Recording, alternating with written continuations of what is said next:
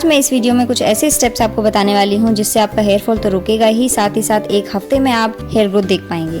तो स्टार्ट कीजिए मेरे साथ 1 मंथ हेयर ग्रोथ सीरीज, जिसका है आज डे 6। डे 5 में हमने की थी 2 स्टेप्स हेयर ऑयलिंग, जहाँ मैंने एक होममेड हेयर ऑयल भी आपके साथ में शेयर किया था। अगर आपने पीछे की वीडियोस नहीं देखी हैं तो प्लीज मेरी रिक्वेस्ट है आप उन सारी वीडियोस को जरूर देखना, ताकि आप भी हेयर ग्रोथ सीरीज का बेनिफिट ले पाएं। सारे लिंक्स मैंने डिस्क्रिप्शन बॉक्स में दिए हुए हैं। आपका 100% हेयर फॉल रुकेगा, बस एक बार ट्रस्ट करके इस सीरीज को जरूर स्टार्ट करना। तो आज इस वीडियो में आपको स्टेप बाय स्टेप चीजें बताऊंगी कि क्या आपको करना है। ये मैंने कल की ब्रेड बना के रखी थी ऑयलिंग के बाद में, तो वो मैंने अच्छे से खोल ली है। हमने की थी हेवी हेयर ऑयलिंग 2 स्टेप्स में। मैंने आपको दिखाया वीडियो में इन दोनों चीज की जरूरत पड़ेगी, हेड मसाजर और वुडन कोम।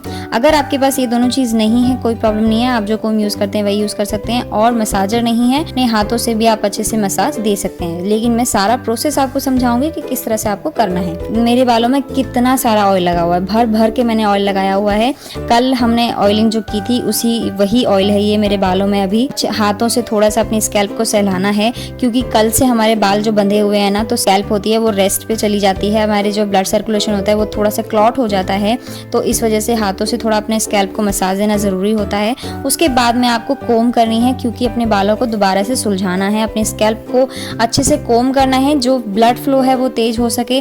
आपकी स्कैल्प को ऑक्सीजन किस तरह से देना है वो मैं इस वीडियो में आपको समझाने वाली हूँ, क्योंकि ऑक्सीजन जैसे जैसे स्कैल्प में फॉलिकल्स में जाता है तभी आपका हेयर फॉल रुकता है और आपका हेयर ग्रोथ भी होने लगता है। ये जो 2 चीज़ें मैंने आपके साथ में शेयर की ना, ये दोनों चीज़ें आपकी स्कैल्प के लिए बहुत अच्छी होती हैं। आपकी स्कैल्प को ऑक्सीजन प्रोवाइड करती हैं, जिसकी वजह से आपका हेयर फॉल रुकता है।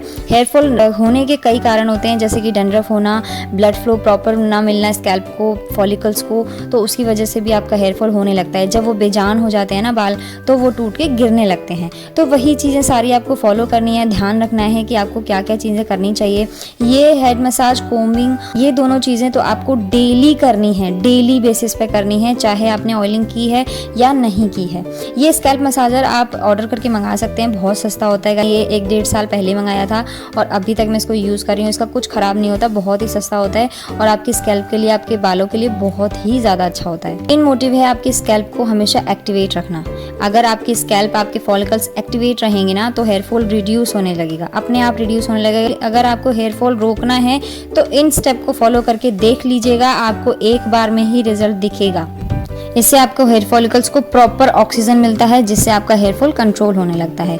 इसी तरह से आपको मसाज देनी है, जिस तरह से मैं दिखा रही हूँ। ये जो मसाजर है ना, इसको आपको गोल गोल करके, राउंड राउंड करके आपको अपने स्कैल्प में घुमाना है। एक गलत तरीके से भी अगर आप इससे मसाज करेंगे तो आपका हेयर फॉल रुकने की बजाय बढ़ जाता है। तो इसीलिए सारा अच्छे से ध्यान से देखिएगा, बारीकी से जो मैं चीज़ आपको समझा रही हूँ, कि ऐसा ना हो कि जिस तरह से मैं मसाज कर रही हूँ उस तरह से ना करके, अगर आपने रगड़ के अगर मसाज किया ना, आपके बाल ज़्यादा टूटेंगे। स्कैल्प मसाज करने से आपको और भी चीज़ों में फ़ायदा होता है, जैसे आपके अगर सर में दर्द है या स्ट्रेस में हो आप, या हेयर फॉल बहुत ज़्यादा हो रहा है, या डैंड्रफ होता है, या ब्लड फ्लो नहीं होता प्रॉपर, तो इन सारी चीज़ों को भी कवर अप करता है। ये सारी चीज़ों से भी आपको छुटकारा मिलता है। अगर आपका स्ट्रेसफुल डे रहा है और अगर आप नाइट में इस तरह से अपने स्कैल्प को मसाज दे देते हैं तो आपको बहुत ही ज़्यादा रिलीफ मिलता है। एक बार आप ज़रूर ट्राई करके देखना। इस पूरी सीरीज़ में मैं आपको ऑयलिंग के सारे प्रोसेस बताने वाली हूँ, जो कि आपको नहीं पता है, जिसकी वजह से आपको हेयर फॉल होने लगता है ऑयलिंग के बाद में, और फिर ऑयलिंग करना आप छोड़ देते हैं। लेकिन आपकी हेयर ग्रोथ में ऑयलिंग का मेन इम्पॉर्टेंट रोल होता है, ये आपको समझना पड़ेगा। इसी तरह से आपको समझ के अच्छे से करना पड़ेगा। आपको अच्छे से मसाज देने के बाद में 10 मिनट आपको इस प्रोसेस को फॉलो करना है। उसके बाद में आप अपना कोम करके अच्छे से बालों को सुलझा के चोटी बना लीजिए। जैसे भी ब्रेड बनाते हैं ब्रेड बना लीजिए, बन बनाना है बन बना सकते हैं, कोई प्रॉब्लम नहीं है, ठीक है। क्योंकि हमें इस ऑयल को 2 दिन के लिए अपने बालों में छोड़ना है। डे 5 में हमने ऑयलिंग की थी, वो 1, और डे 6 में हमने ऑयलिंग की है, तो ये 2 दिन हो गया। हम नेक्स्ट डे 7 में करेंगे शैम्पू।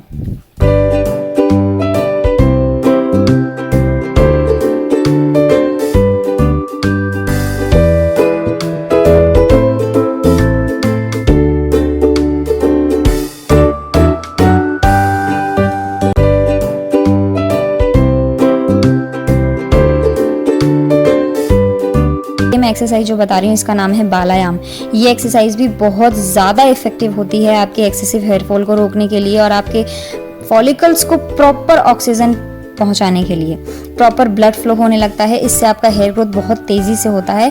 लेकिन मैंने आपको आगे समझाया कि आपको थंब को रगड़ना नहीं है। अगर आप इस वीडियो को देखने वाली फीमेल हैं तो प्लीज़ अपने थंब को मत रब कीजिएगा, क्योंकि थंब को रब करने से दाढ़ी के बाल बड़े होते हैं। तो आपको सिर्फ और सिर्फ अपनी फिंगर पे फोकस करना है, फिंगर को रब करना है अच्छे से, और उसके बाद में आपको ये फिंगर को रब करके आप इस एक्सरसाइज को प्रॉपर कीजिए। ये आपको कम से कम 2 मिनट के लिए ज़रूर करना है डेली। आपको जो डेली चीज़ें करनी है, स्कैल्प मसाज और कोम और ये बालायाम एक्सरसाइज, ये डेली बेसिस पे करनी है। आपको कम से कम 15 मिनट इन तीनों चीज़ों के लिए ज़रूर रखना है, ताकि आपकी जो स्कैल्प है वो नरिश रहे, आपकी स्कैल्प को प्रॉपर ऑक्सीजन मिलता रहे। ये थी आज की वीडियो जिसमें मैंने आपको मसाज, कोम और बालायाम तीनों चीज़ें बताई हैं, जो कि आपको डेली बेसिस पे करनी है बिना किसी ब्रेक डाउन के। मैं मिलती हूँ आपसे डे 7 में एक नई वीडियो के साथ में। तब तक आप अपना ध्यान रखिएगा, खुश रहिएगा। Thank you, love you all, bye.